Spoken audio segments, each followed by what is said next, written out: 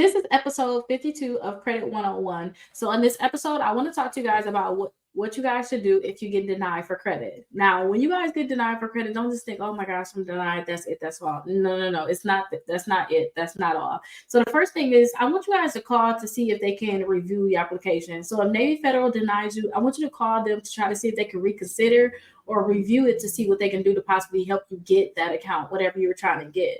That way, it may be something you can change. Maybe they couldn't verify you, or maybe there was something else going wrong. So I would love for you to call to try to see if there's anything that they can do to, help you get approved for that account that you're applying for. Also, you guys can request a free copy of your credit report. Say if they were like, well, we want to send you a notice in the mail, check your credit reports and see what you can do. They give you that spiel. You guys are able to get a free copy of that credit report, whatever bureau that they pulled, just because you got a denial. So if you got a denial, you're able to get a free copy of your credit reports. We still have the weekly credit reports from annualcreditreport.com.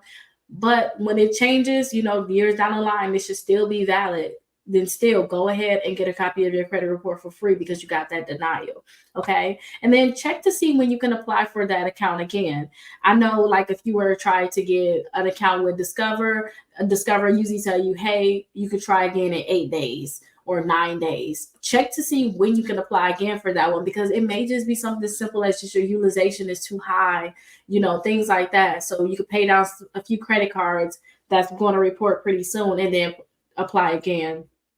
Excuse me. So definitely check to see when they're going to check when you can actually apply for that credit card again. Now let's go over to episode 53, because those are all the steps I think that you guys should take. And let's talk about these third-party bureaus and, you guys actually checking those reports. I'll see you guys there.